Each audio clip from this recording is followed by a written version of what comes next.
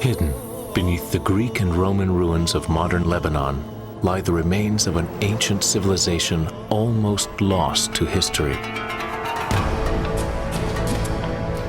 Beginning in 1200 BC and lasting for 1,000 years, this civilization dominated a vital part of the ancient world. But unlike their rivals in Egypt, Greece, and Rome, they had almost no land empire. Instead, theirs was an empire of the waves. They ruled the most important body of water known to the ancients, the Mediterranean Sea. They were the most skilled and audacious seafarers of their time, an enigmatic race of mariners known as the Phoenicians. The Phoenicians were the first great shipping tycoons. Their vessels were coveted by their ancient rivals, and they developed a phonetic alphabet that influenced the way we write today. But their success made them the envy of the ancient world, and that envy led to their destruction.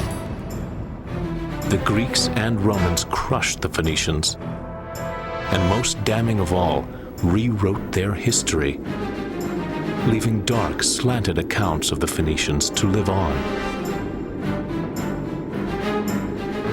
Ancient texts describe them as a morally corrupt race of people who prostituted their daughters and butchered their infant children to placate their gods. What is the real story of the Phoenicians? And who are the modern people who can boast their legacy? Now, more than 2,000 years after they disappeared, two high-tech quests begin to find one of the most elusive peoples of the ancient past. First, a search for ancient Phoenician ships using revolutionary machines deep beneath the sea they once ruled. The ancient Phoenicians were the greatest mariners of their time. I would have loved to sail with them.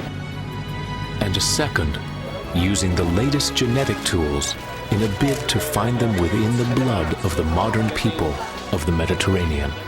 Archaeologists may dig in the dirt, we dig in the blood. At sea and on land, can new technology and new science finally solve the mystery of the ancient Phoenicians?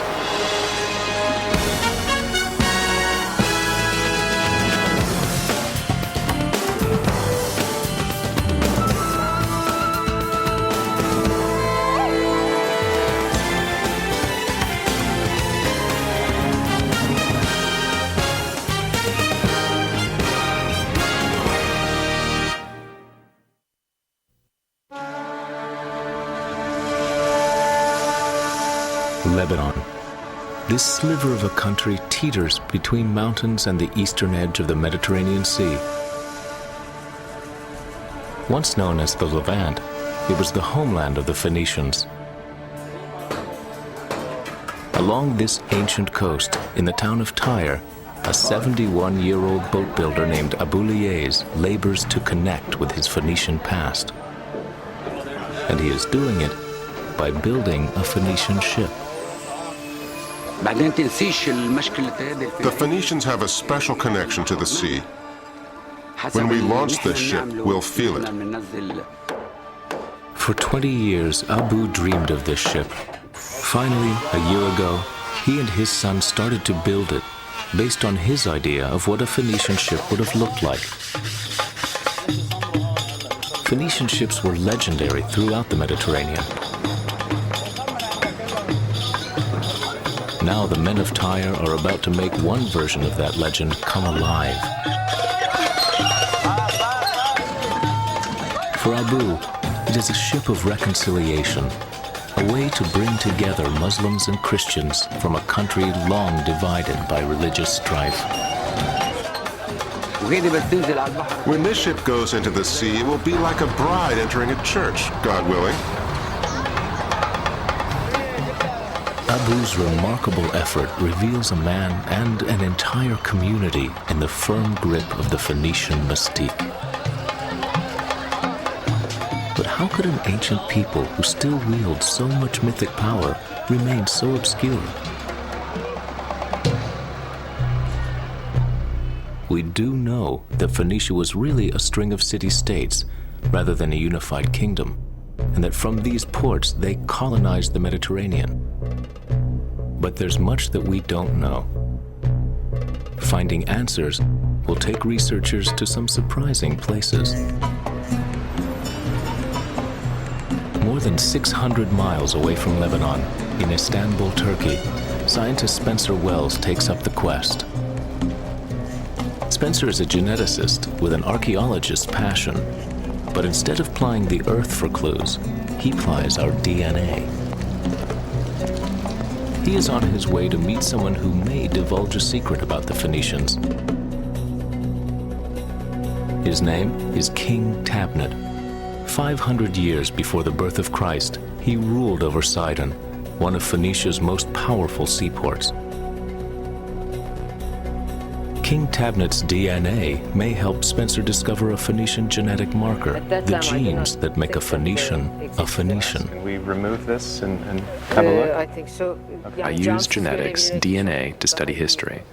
DNA is a blueprint. It's the way you reproduce yourself. You pass it on to the next generation. But it also provides us with a historical document, a way to look back in time. Could people living in Lebanon today be related to a long-dead Phoenician king? To find out, Spencer will need to take a piece of Tabnet home to look into his past.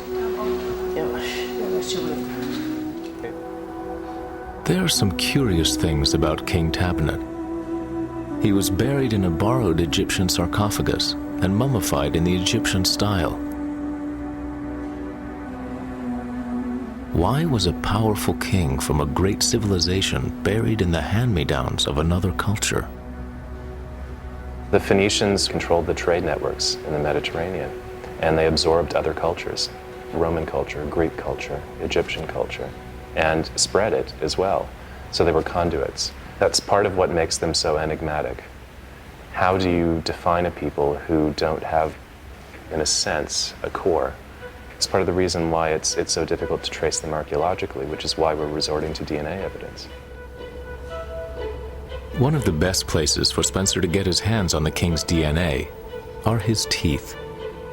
The tooth hopefully will have uncontaminated DNA hidden inside that will give us that insight back into the past.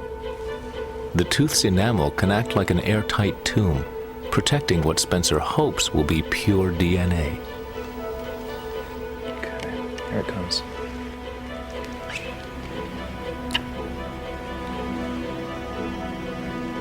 Okay. It's in good condition. The enamel is still intact, so it's been sealed. With any luck, we can clean it off and actually get some DNA out. Mummified. Even if King Tabnet's DNA is useful, it will be only one piece of a complicated puzzle. Many more pieces will be found back in Lebanon, where the Phoenician story began. Here, Spencer joins forces with geneticist Pierre Zalua. Nice to see you, man. Nice to see you. Together, they will continue the genetic hunt for the Phoenicians. For Spencer and Pierre, one of the first places to search for clues may be here, in the local market. The Phoenicians may be best understood as some of the ancient world's first traveling salesmen. Phoenicians were really master salesmen. They had the gift and the ability to persuade other people of the value of their goods and services, to make a dollar. Flashing eyes, winsome smiles, charm bordering on pushiness. Whatever it takes to make the sale. You can learn a lot by people's faces. You see people interacting with each other, and it's a reflection of a culture. It's a reflection of their shared history. It's a reflection of the way they've done things over many, many generations. And as with traveling salesmen the world over, the Phoenicians may have been busy doing more than just selling goods. As population geneticists, what we study is how people are related to each other. In effect, the history of who had sex with whom. Are the genes of the Phoenicians hidden in the blood of these modern-day Lebanese and passed down generation to generation? To find out, the geneticists will collect over 2,000 blood samples throughout Lebanon and around the Mediterranean. At the heart of their quest, a Phoenician identity crisis. Who were they initially in 1200 BC? What about the genetic makeup of the Phoenicians at their genesis? Were they Canaanites? In the Old Testament, the Canaanites were the people who lived throughout the Levant from before 2000 BC until around 1200 BC.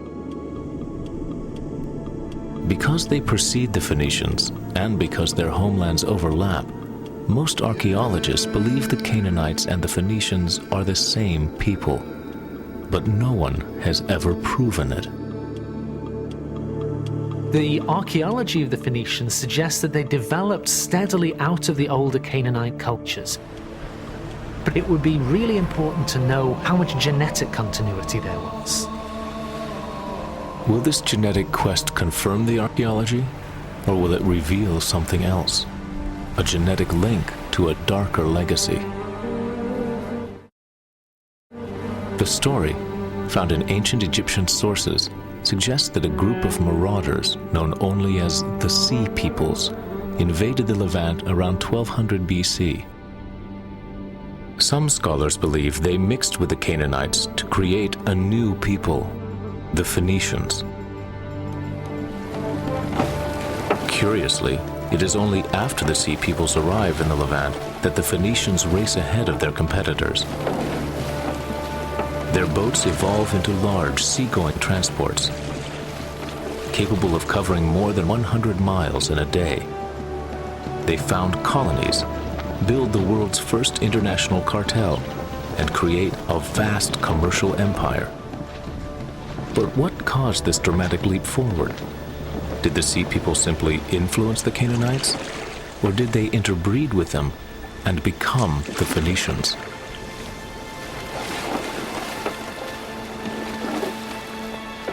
There are a lot of arguments among scholars on just how much impact the Sea Peoples had on the Phoenicians, and whether this had an impact on the Phoenicians' later development as the greatest sailors in the Mediterranean.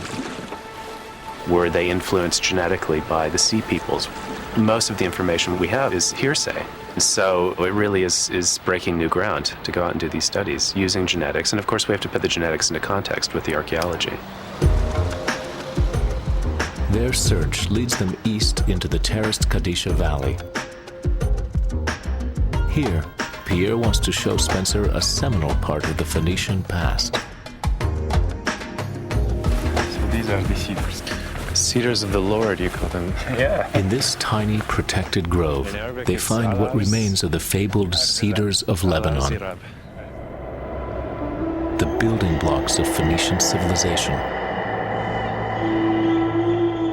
3,000 years ago, these mountains were covered with them. They built their boats with this durable wood, and then used those ships to transport cedar to the powers of the ancient world. The Egyptian pharaohs treasured cedar for its fragrant resin. King Solomon coveted it and used it to build his legendary Temple of Jerusalem. Cedar may have gotten the Phoenicians into the game, but they sold more than their famous wood. Everything from ostrich eggs to wine to a Phoenician purple dye that became a staple in royal households throughout the ancient world made it onto their ships. Most of these goods, this evidence of their lives, have been lost to time. But where did the people who traded them go? The answer is in the blood. Okay, off we go. Tyre was, the key Phoenician port. There's something magical about this town. It embraces the sea in a way that is really amazing. When Spencer and Pierre bring their investigation to the ancient Phoenician city of Tyre, they have a tough sell on their hands. How do two complete strangers show up and ask the locals for their blood? The answer becomes apparent pretty quickly. Ask the people who pulled their living from the sea. Certainly most people that I've encountered are really fascinated by this idea that you're going to be able to take something out of their arm which looks identical to the same stuff that you take out of the arm of the person sitting next to them and figure out something about your past. They are very interested in knowing exactly where they come from. It's very intriguing when you tell them, hey, I can trace back your lineage. They light up. How does the blood Spencer and Pierre collect today help them uncover the Phoenicians of more than 2,000 years ago? Within our blood is DNA, a molecular blueprint passed on to our children. Each person's blueprint is made of the same 4 building blocks, labeled A, C, G, and T. Repeated in a string some 3 billion letters long. It's the sequence of the letters that determines who you are. What we as geneticists, and in particular as population geneticists, study is genetic variation, changes in that sequence. These glitches that have occurred in the past that distinguish between individuals. These variations, or markers, are so rare that when they do occur, they define a unique family line. If you share a marker with another person, you share an ancestor. That gives us a clue about how far back this ancestry really goes. When do we last share a common ancestor? How far back do the family trees go before we get to that common individual who unites everyone in the tree? Scientists can use the markers to determine when one group began mixing with another. Merci. If they can find markers that connect to the Phoenicians, they will be able to trace Phoenician history through the blood of their descendants. Merci, monsieur. 3 cc's of blood from you. But finding the Phoenician marker could have modern implications. Their results may ripple through the already turbulent waters of Lebanon. Could the blood of the fishermen of Tyre carry evidence that might help repair the wounds of war? Do their faces reflect in some fleeting way the faces of the Phoenicians from long ago?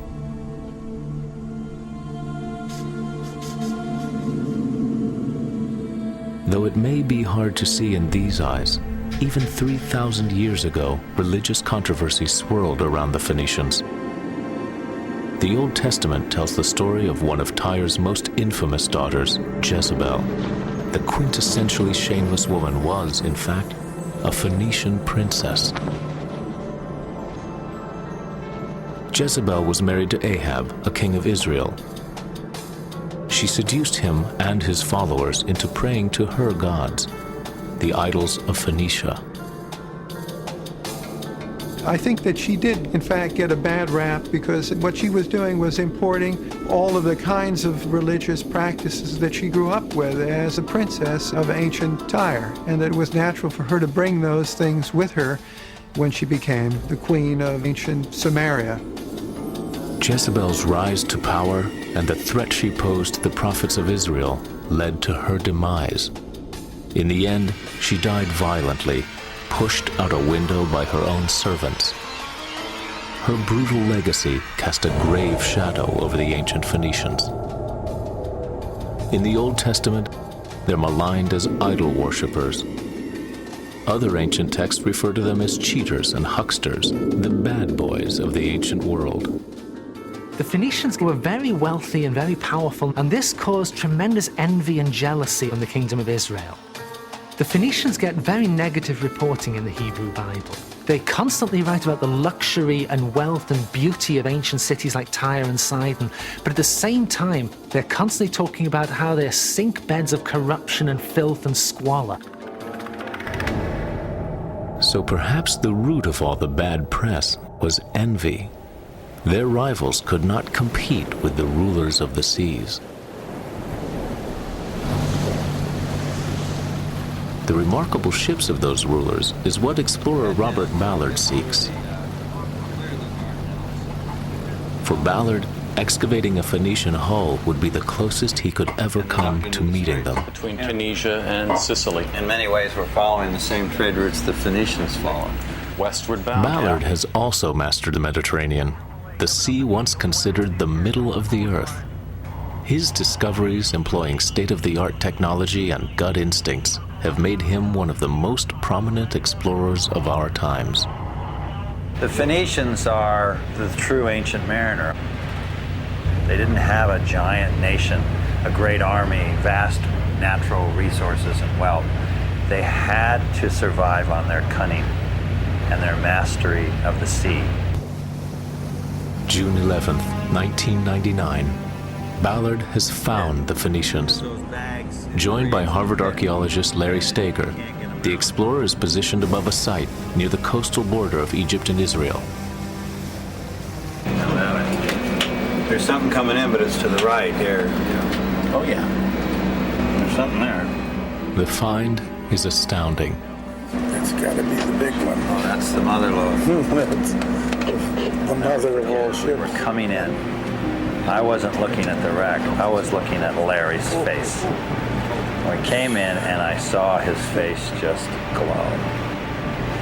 And he said, "They're Phoenician." There she blows. It was the oldest shipwreck ever found in the deep.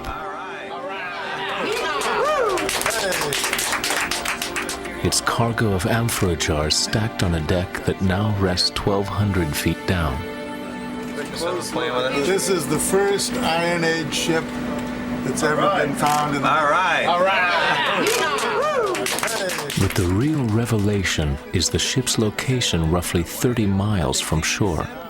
Proof that the ancient Phoenicians left the safety of the coast and struck out across the open sea. Look at those other pots. Too. Look at those other pots. We didn't see those in the... Look at that. Oh, You've got the anchor. there's the anchor, yes. Across the Mediterranean, another quest to unlock the secrets of the Phoenicians is unfolding at what was once the edge of their known world. Gibraltar. At the point where Africa and Europe nearly touch, the legendary rock juts from the sea, an unmistakable gateway. The Phoenicians undoubtedly crossed this threshold, but what did it take to traverse a portal into the unknown? Answers are coming to light in a cave at the base of the rock.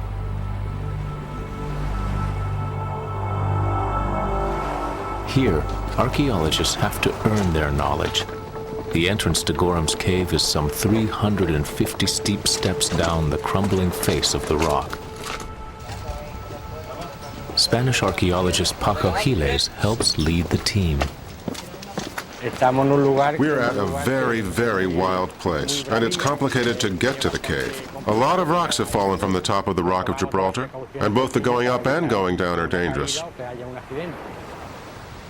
But for Giles, the risks are a fair price to pay. Over the years, they've found more than 5,000 artifacts in the cave. But they are not what might be expected. Here, we don't have kitchen stuff or items for daily use. What we have are very small items that, in spiritual terms, are very large. Giles' team has discovered what seem to be personal talismans, charms, rings, scarabs, finely crafted glass vases. Even though they are very tiny items, we can reconstruct through them the moment, the key moment of the Phoenicians' visit.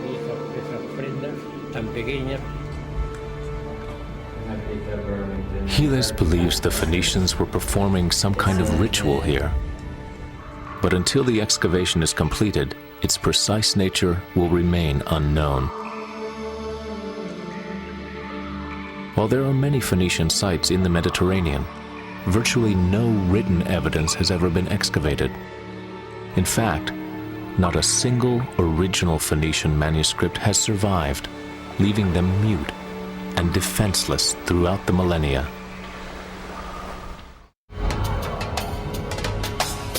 The Phoenicians had the unlucky fate of sharing the Mediterranean with two jealous foes, the ancient Greeks from 1200 BC and the ancient Romans from 300 BC. Much of what we do know of their rites and rituals comes from the damning words of these rivals. Perhaps a more accurate but still confounding history is portrayed in their sculpture. The consummate salesman, Phoenicians reveal a chameleon-like nature, mimicking the taste of their clients. The Egyptians, the Persians, the Israelites. Though they may appear disingenuous, one discovery at the Temple of Eshmun reveals a more sincere Phoenician.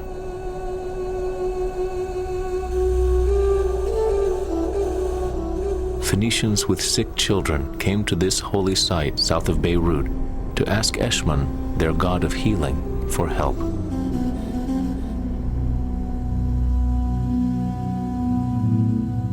They brought more than just prayers for their children.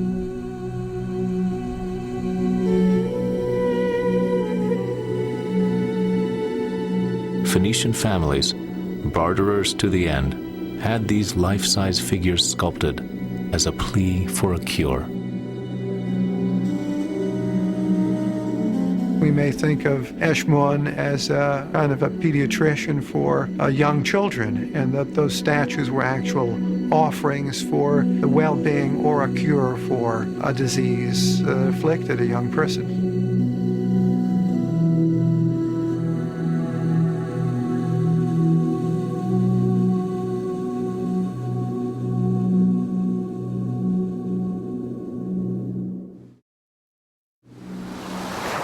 Eshmun's temple is just outside of Sidon, one of the wealthiest and most powerful in the chain of coastal city-states that made up ancient Phoenicia. For 5 years, Lebanese archaeologist Claude Dumet-Sirhal has been digging at Sidon. Sidon, mentioned in the Odyssey, mentioned 35th time in the Bible, one of the greatest cities of the Levant and one of the main harbors, and never excavated. What is so special to this site is the continuous occupation from the end of the 4th millennium right to the 1st millennium. She has uncovered an incredible find, a man who died in the early days of Phoenician history, the time of the Canaanites. But more importantly, this is just one of 36 graves unearthed at Sidon. For Spencer and Pierre, the discovery of another skeleton could mean a chance for more ancient DNA, but the discovery of over 30 skeletons is a genetic gold mine. It could be a major break in the case for the geneticists, if only they can convince Claude to share some teeth. We're gonna find her. Just the floor down here? Hey, Spencer, it's right there. Yeah? Amazing.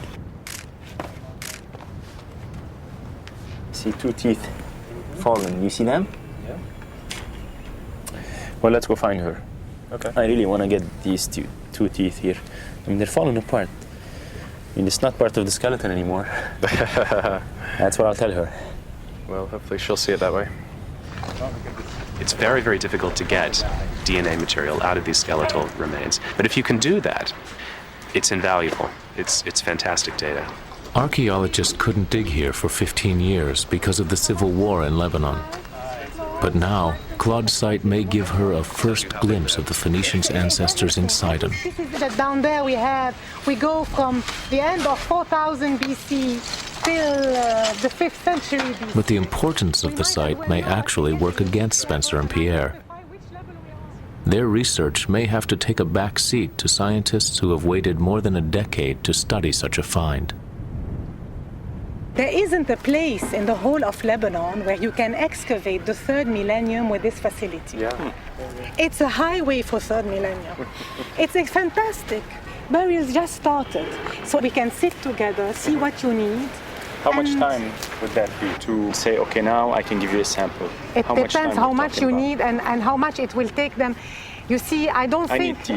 Yes, I know. Perhaps betraying his Phoenician roots, Pierre tries to cut a deal. There are 2 right here that are fallen off. You're having ideas.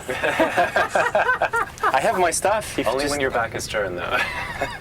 You actually need a population. So you need to look at variation across a group of individuals perhaps at 1500 BC, the time of the Canaanites, and another one perhaps at 800 or 600 BC, the time of the Phoenicians, and see if perhaps there's continuity between those populations, if there's a genetic difference. And that gives us a check, a way of confirming the results that we get from the blood. So that was very promising. Oh, excellent. A few hundred miles away, explorer Robert Ballard's troubles are far more serious. So we can use one of them over there. Ballard had planned to return to the Phoenician wrecks found in 1999. And then we can But it's not going to happen. Ballard is stymied by international politics. Last time we were here, which was in 1999, Israel said that we were off their coast. And they came out with a gunboat, and that's pretty convincing. And they also sent observers, but they said, but you're beyond our territorial waters. Therefore, you don't have to ask permission. You're beyond our territorial claims. But then the law changed, and the border shifted, and it became Egyptian waters. Ballard was awaiting final permission from the Egyptians when the elusive Phoenicians slipped away again. All of a sudden, we get a letter from our State Department in Cairo saying that the Egyptian military deems our mission a threat to the national security of Egypt. Wow, that's amazing. I don't think we'll ever get back to those two ships. And they were very important ships. No one had ever found Phoenician ships. So basically, we're back to square one. Instead of pulling the plug, Ballard decides to take to the hunt. One of his new targets is an ancient sea lane between the island of Malta and Phoenicia's greatest colony, Carthage. In about 800 BC, the Phoenicians extended their reach across the Mediterranean and founded Carthage, which means new city in Phoenician. From its Phoenician roots, the colony grew to dominate the region, eventually surpassing the power of its founders. For Spencer and Pierre, Carthage holds a natural appeal. Go to the places that were identified in historical sources as being Phoenician settlements, places like Carthage. Sample people there, look at the genetic lineages they have, and see if any of those could trace back to Lebanon. The blood taken here will be some of the last collected for this phase of the research. Spencer and Pierre will then begin the lengthy, tedious business of analyzing the genetic data. Meanwhile, Ballard is trawling along an ancient trade route between Malta and Carthage. Right where we're headed right now, it's a great hunting ground for shipwrecks.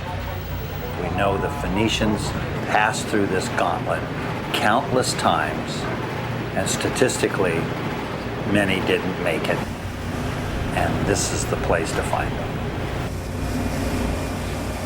Ballard searches using an optical imaging system he calls Argus. Jim, do you hear me? Yep. You can get back up to 7. Okay, soft bottom as expected. Argus lets Bob walk along the sea floor like a prospector looking for gold. Nav, do we have a distance that we've traveled since we started? With his array of technology, Ballard's ship is a far cry from the wooden boats of the Phoenicians. These people were at one with the sea. I'm barely connected to the sea when I'm surrounded with technology like this. So I would have loved to sail with them. I would have just sat there and watched. Ballard would have sat alongside mariners who held a vast and intimate knowledge of the entire night sky. Many scholars believe they were the first navigators to identify the North Star and to use it to find their way. Guided by the angle of the sun, the flight of birds, the coolness and wetness of a breeze, their minds were their compass. But despite their finely tuned skills, Ballard knows the sea still claimed the lives of many. Yeah, he slowed down a little. I think that doesn't make finding them any easier. Well, I've sure seen a lot of this in my life. Lots and lots of mud. That looked like wood. She dropped the ship. The search reveals nothing but a few false alarms. Look at that big anchor. Ship like a boat stop right here. Yeah, that's not that old a ship, but well, I'll be darned. That's a modern boat. Yeah, it's modern. But, well, we'll keep plugging away. Only got 4 million miles to go.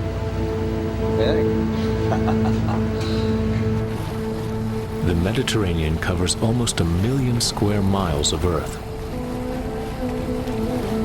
Ancient records say that by 1100 BC, the Phoenicians reached its western gateway near Gibraltar.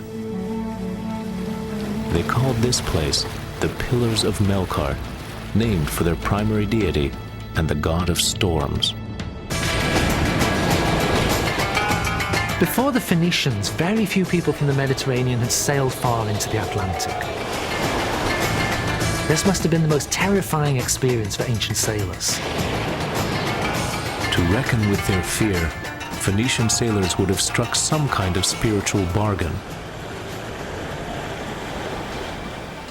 Evidence of that bargain is exactly what archaeologist Paco Giles has found.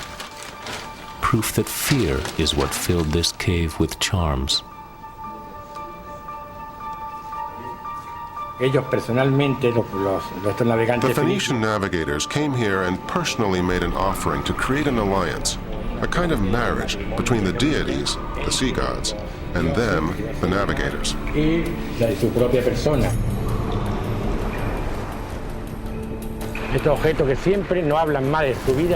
They made these offerings to the deities to gain their support and protection for the difficult passage through the Straits of Gibraltar to the end of their world.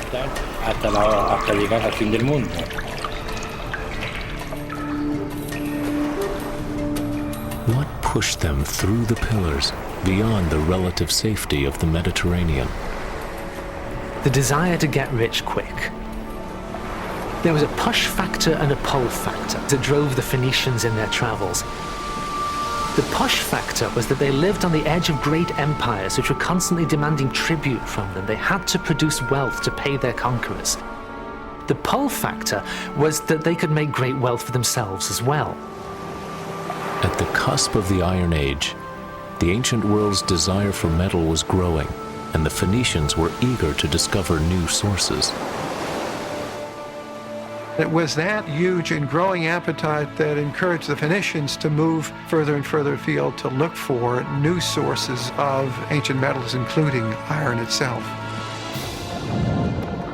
Once they ventured beyond the pillars, they didn't stop. Herodotus wrote of Phoenicians who circumnavigated Africa around 600 BC, some 2,000 years before Portuguese explorer Vasco da Gama. Another account tells of an expedition to Western Africa. The captain wrote of seeing crocodiles, hippos, and women with shaggy bodies called gorillas. The explorers skinned 3 of them. The Phoenician navigator Himilco allegedly braved the Atlantic's rough seas as far as the coast of Britain, all in pursuit of tin.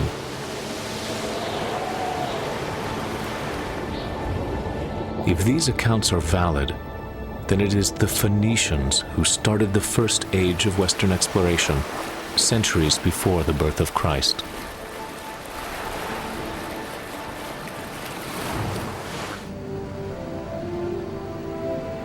Any hint of that glorious past has eluded Robert Ballard. His search along the ancient sea lane near Carthage has left him empty-handed.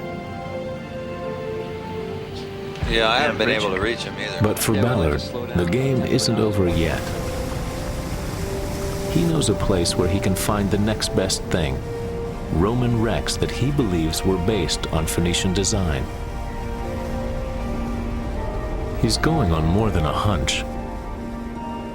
Rome coveted Phoenician ships and their trade routes, an envy that would lead to conflict with Carthage and to the final chapter of Phoenician history.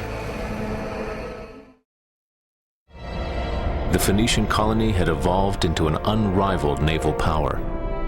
Their sleek fighting galleys were the ultimate warships of the ancient world.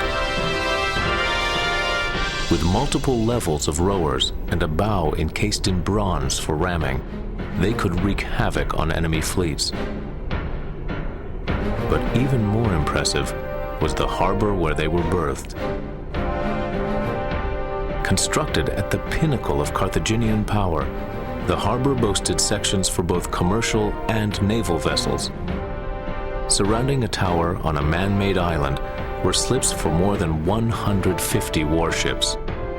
This was the heart of their maritime power. Nothing threatened Rome more.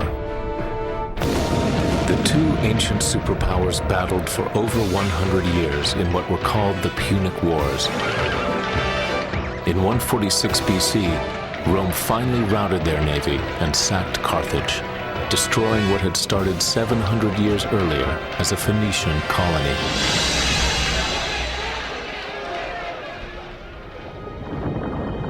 Rome now ruled the Mediterranean, and its ships sailed freely throughout the sea. Bob Ballard, now poised for a last-ditch effort, is anchored over two of them. Well, this is where the Punic Wars were fought. Ancient accounts give Ballard hope. Somewhere in here there's... He knows the Romans were so jealous of Phoenician ships that they once captured a Carthaginian fleet and copied each ship plank by plank. Ballard's intentions are a little less ambitious.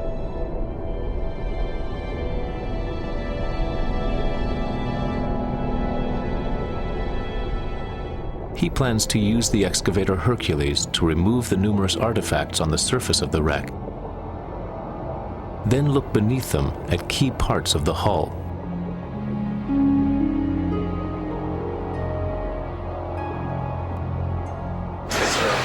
We've got 0 speed. We're settling right on target. Yeah, roger that. We're right over the wrecks. But Ballard must have angered one of the Phoenician gods, because on this expedition, he just can't get a break. Oh, geez, I have no hydraulic pressure. That can't be right. That can't be right. Look at bubble cam. I have no hydraulic pressure, Jim. I have no hydraulic pressure. We have... No, we're dead. We're dead. In the space of a few days, the revolutionary excavator suffers back-to-back and ultimately fatal breakdowns. Oh! What the hell was that? Oh no. Well, that's the end of that tool. We've got a vehicle that gives us virtually no warning before it commits suicide. After a month at sea, 3 locations, and miles of muddy seafloor, the jig is finally up.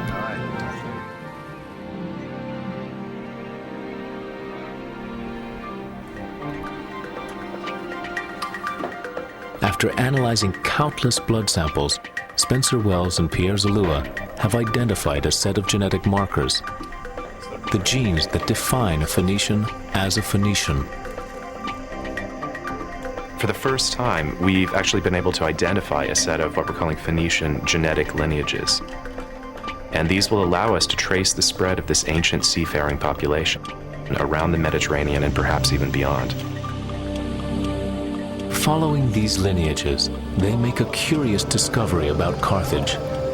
In the greatest of Phoenician colonies, they find genetic evidence that less than 20% of today's population carries the Phoenician marker. What does that mean? It could mean that a very small group of Phoenicians, an elite, ruled a very large population in Carthage, and therefore they simply didn't have a huge genetic impact there. The other possibility is that the Romans, when they came in and wiped out Carthage, could have decimated the population carrying these Phoenician lineages, and we simply don't see them today. Spencer and Pierre can also cast new light on the Phoenicians' earliest days. They put to rest the controversial theory about the Phoenicians and the Sea Peoples. the marauding sea peoples may have jump-started Phoenician culture, propelling their great leap forward. But the scientists have found no genetic evidence that the sea peoples mixed with the Phoenicians.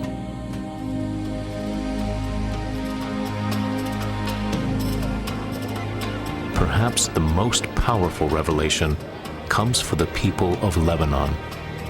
The study reveals that today's Lebanese, the Phoenicians, and the Canaanites are one and the same people.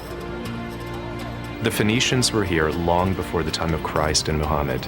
And what the genetic results are telling us definitively is that today's Lebanese people, whether they're Christians or Muslims, are all tied together in this single gene pool. They're all part of one big family. So the genetic results are pulling people together, not ripping them apart.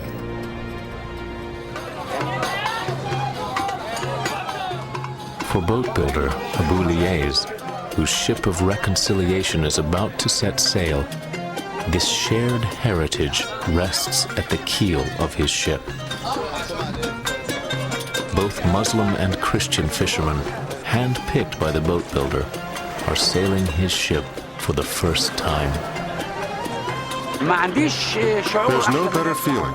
I've achieved my dream. Before this moment, I didn't understand the Phoenicians. Now I know and understand them as sailors and as humans. While science has revealed that they are all connected by blood, these modern Phoenicians are bound even tighter by the sea. Something Abu Liez seemed to know all along.